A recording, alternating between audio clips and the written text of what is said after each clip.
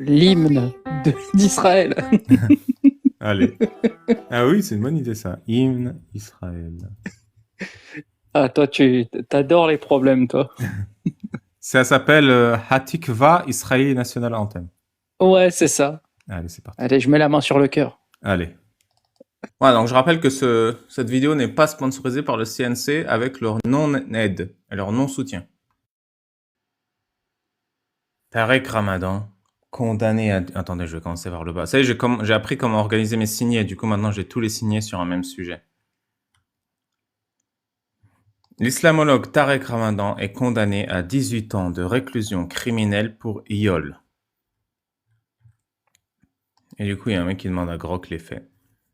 Tarek Ramadan, islamologue suisse, est jugé par défaut absent et à huis clos à Paris depuis le 2 mars pour iol sur 3 femmes entre 2009 et 2016. Sur Christelle à Lyon en octobre 2009, violence, vulnérabilité. Sur Enda Ayari à Paris en 2012, sur une troisième femme en 2016.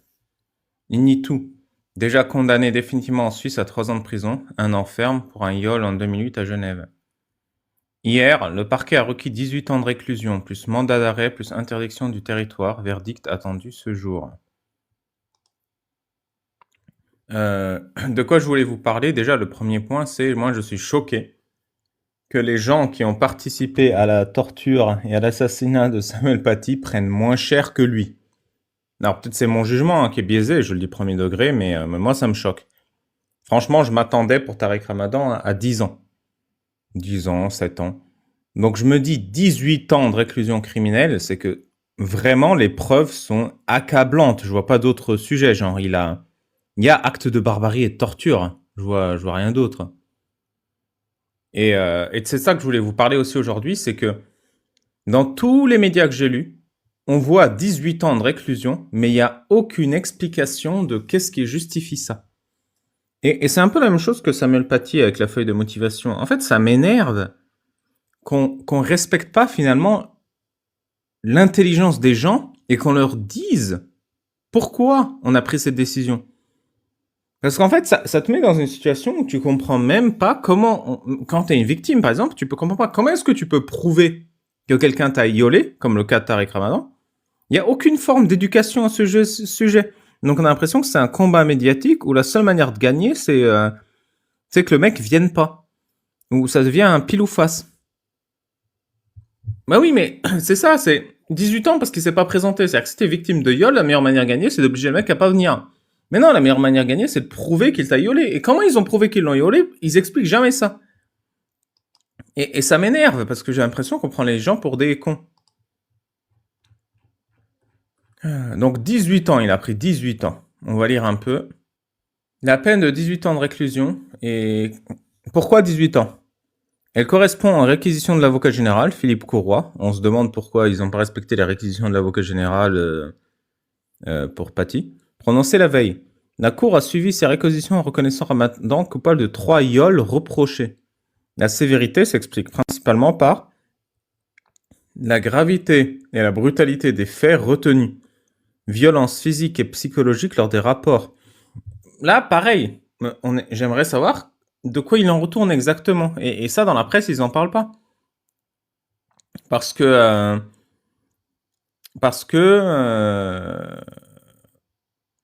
j'ai lu un peu dans la presse et en fait, ils lui reprochent d'avoir tapé et insulté les femmes et dénigré. Et la défense de Ramadan, c'est elle est consentante.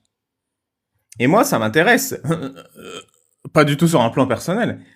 Comment on peut faire la différence entre une femme consentante pour des rapports brutaux et une femme non consentante? Et ça m'intéresse premier degré. Comment ils ont réussi à prouver ça?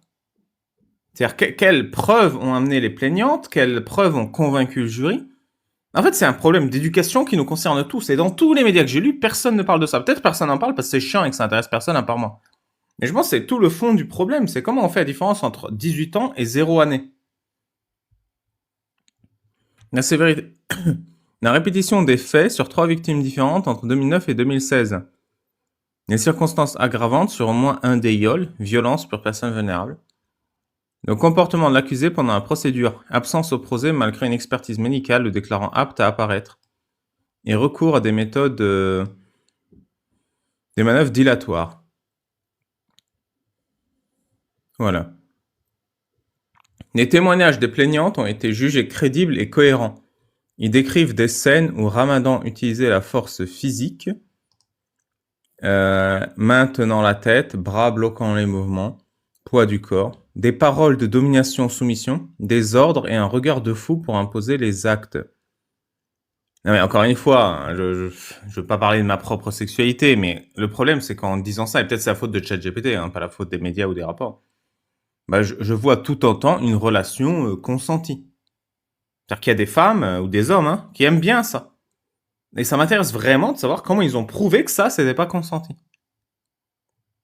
Ramadan avait d'abord nié tout rapport sexuel, puis admis des relations rudes et avec domination mais consenties.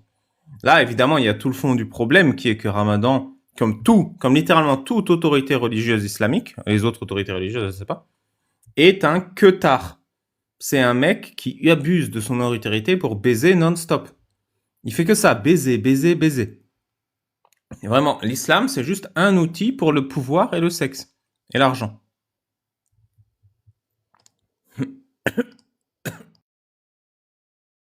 Salut Babal, comment tu vas? Meilleur très bien. imam laïque de France. Ça va, ça va. C'est toi l'iranienne, non, qui était passée la dernière fois? Oui, c'est moi, c'est moi. Alors dis-moi, t'as une question. Sur Tariq Ramadan, est-ce qu'on peut baiser dans l'islam? Non? Non, c'était même pas ça. En fait, cet après-midi, je me suis fait une réflexion. Euh, il faut refaire les ablutions si on pète, tu vois. Ouais. C'est bien, t'as retenu. Ouais. Et on dit que la prière est le pilier de l'islam. L'un des piliers, je dis des conneries ou c'est vrai? Non, c'est un pilier, ouais. Ouais. Du coup, je me suis demandé, qu'est-ce que c'est comme pilier qui s'effondre avec un prout? C'était ça la question. Non, mais ça valait la peine d'attendre ton intervention. Bah, c'est un prout très puissant aussi, hein. Genre, le pilier, c'est en papier craft, quoi. Tu vois la fable des trois petits cochons? Où le loup il souffle sur la maison, là, et elle s'effondre. Oui. Ouais, c'est ça, les trois petits musulmans. Le loup il proute sur le pilier il s'effondre. Hein.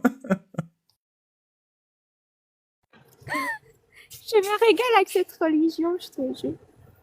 Il y a un mec qui dit, c'est parce que quand tu proutes, il peut y avoir des impuretés dans ton slip. Bah oui, mais l'islam il dit pas quand tu proutes, change ton slip.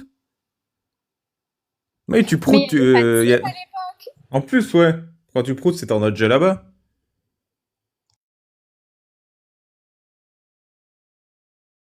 Bah merci Sarah, c'était génial comme intervention. Heureusement que tu y as pensé sous la douche. Ça fait chier le train. Je parle, il y a trop de bruit, désolé. Je vais montrer à un autre moment. Bon bah t'inquiète, hein, c'était bien. Je te rappelle que cette vidéo n'est pas sponsorisée par le CNC et n'a pas tout son soutien.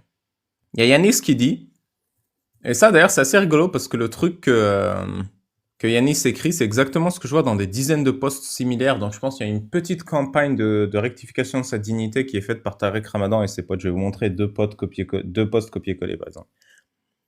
Une femme qui t'envoie des SMS d'amour te suppliant de se remettre ensemble, Henda Ayari. Une escorte violée 9 fois dans différents pays qui ramène du sperme séché comme preuve. Bon, après, c'est une preuve. Je déteste Tariq Ramadan, mais c'est une affaire politique. Cette femme, alors âgée de 45 ans, l'accuse de l'avoir violée à 9 reprises en France, à Londres et à Bruxelles. Mais comment il l'a trimballée partout? Ancienne escorte, elle fait partie des femmes rémunérées pour avoir des relations sexuelles avec Dominique Strauss-Kahn dans l'affaire du Carlton de Lille. Son témoignage s'avère déterminant puisqu'elle livre aux enquêteurs une robe lui appartenant, tachée du sperme de l'islamologue. Jusqu'ici, aucune victime n'avait fourni de preuves matérielles. D'accord, mais encore une fois, une robe de sperme, c'est-à-dire que vous avez fait l'amour. Ce que j'attends, et je comprends pas comment un procès a traduit ça, c'est les preuves qu'il n'y avait pas consentement en France, à Londres et à Bruxelles. Yanis qui dit que c'est politique, c'est pas vrai, hein, c'est pas une affaire politique. Hein. Ça peut être enfin politique, mais c'est pas au sens de, il y a personne dans l'État qui va dire à la justice, lui vous lui mettez 18 ans, on s'en fout des preuves. C'est pas comme ça que ça a marché. Mounia Rabouche décrit aux enquêteurs le même modus operandi que les autres plaignantes. Une phase de séduction sur les réseaux sociaux, puis des échanges sexuels crus et injurieux pour finir par des rencontres tournant au viol. Comme elle, l'ex-escorte affirme avoir été sous l'emprise du prédicateur, En réponse, la défense verse pas moins de 300 vidéos et 1000 photos. Des photos et 1000 vidéos de quoi? Putain, mais j'ai envie de savoir. Non, parce que s'ils ont des photos et des vidéos de lui qui viole les femmes, oui, effectivement, si t'en as 300, j'ai rien à dire. Hein. Ça va être la condamnation de Ramadan va être comptabilisée dans les statistiques du nombre d'actes islamophobes établis par le CCIF.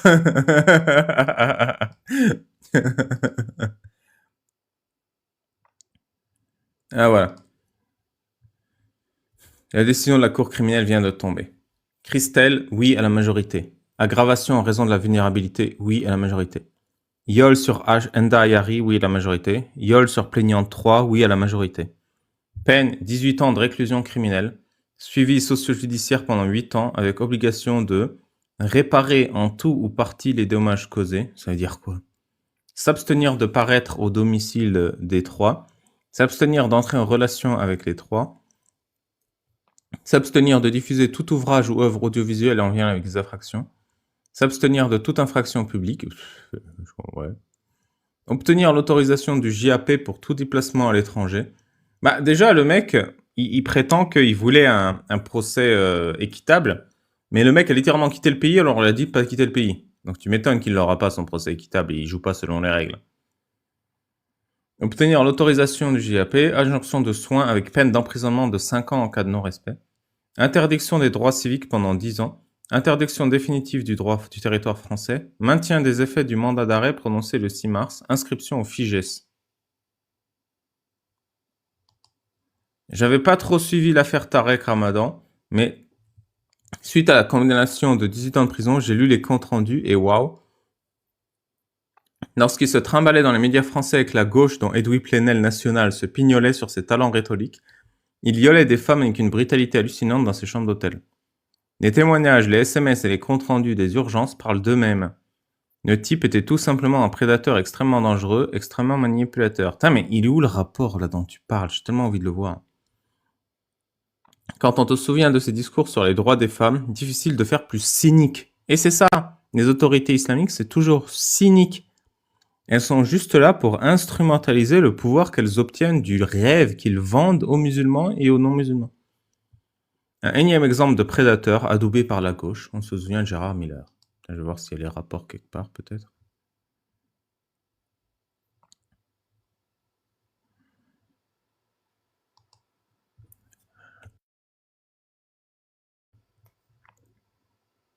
Il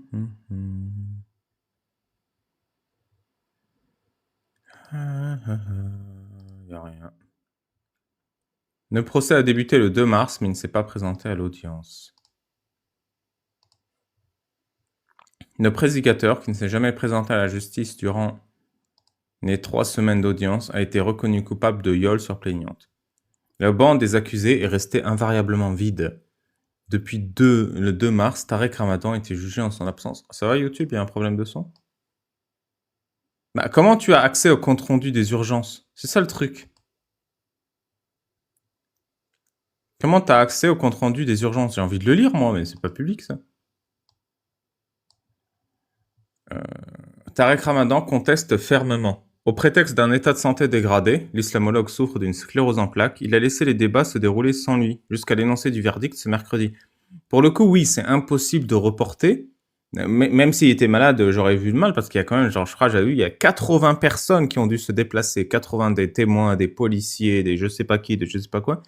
Les procès durent une semaine, donc tu m'étonnes, avec les hôtels, les trains, la bouffe. Déplacer tout ce monde d'une semaine, ça coûte une fortune. Mais le gars, en gros, il a dit les magistrats l'ont déclaré coupable d'avoir violé 3 femmes et condamné par défaut à 18 ans de réclusion criminelle, suivant les réquisitions du parquet général.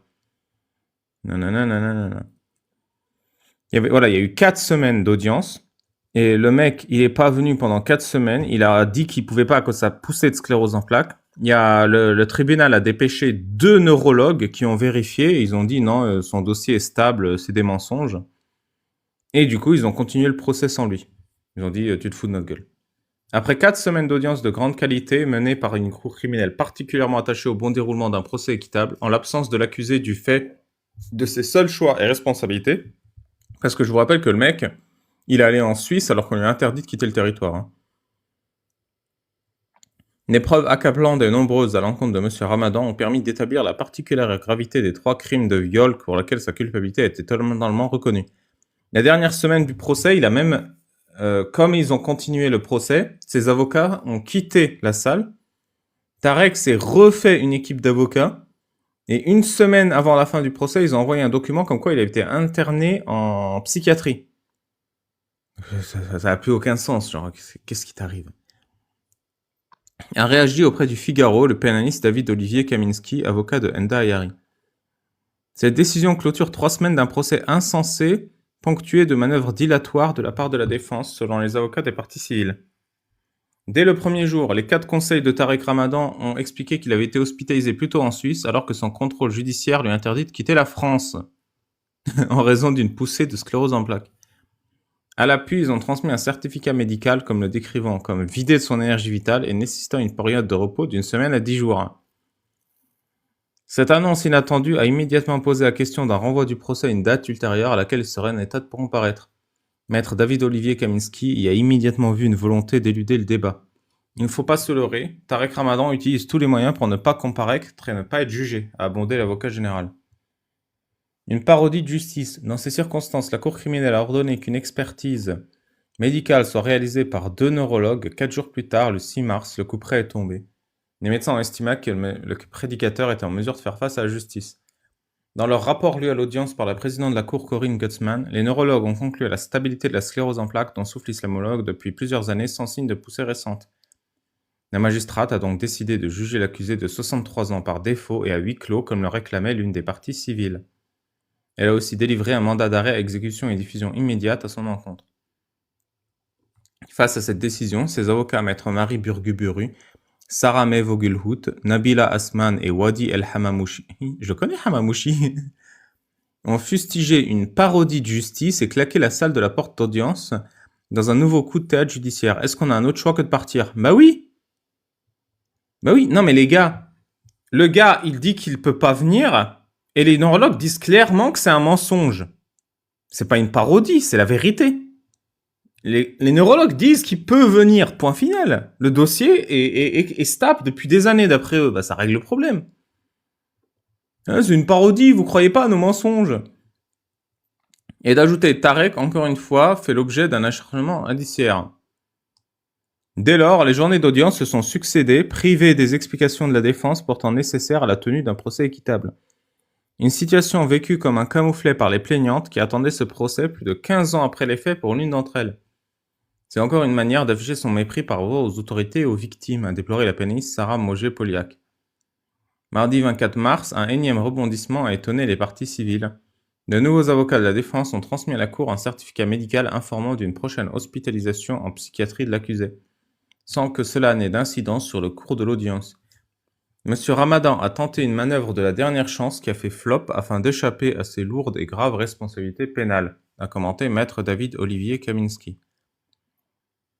Le regard de fou et les paroles de domination. Tarek Ramadan, figure contestée de l'islam européen, bah non, c'est un imam quoi, a été renvoyé devant la cour criminelle au terme de 8 années d'instruction pour des viols sur femmes.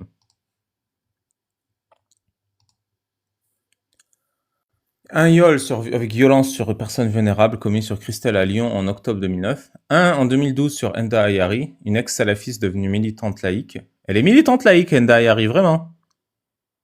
Ah, on l'avait jamais faite celle-là. C'est une musulmane, non? C'est une militante islamique, ouais. Elle est pas... Et voilà, si c'est ça les militants laïques, qui avait déclenché l'affaire en portant plainte en octobre 2017. Et un dernier remontant en 2016 sur une troisième femme. Initialement, les juges d'instruction l'avaient aussi renvoyé en procès pour des faits similaires sur une quatrième plaignante, Mounia Rabouj, mais la cour d'appel, saisie par l'islamologue, a finalement écarté le cas de cette dernière.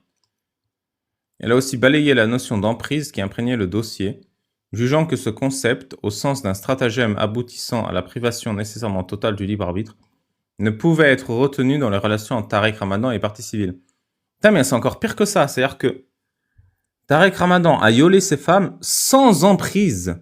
C'est-à-dire que je vous jure, je comprends pas. C'est-à-dire que je cherche pas à le dédouaner. Vous savez à quel point je le déteste, Tarek Ramadan.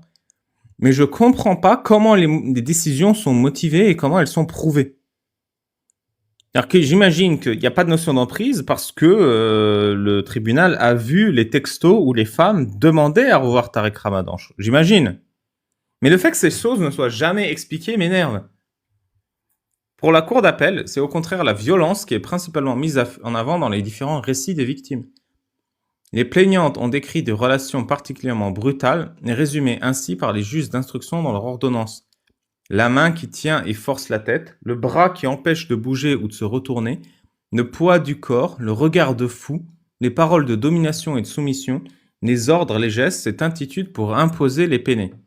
Et là, tout est important, parce que pour moi, la seule chose qu'on peut garder, c'est l'attitude pour imposer.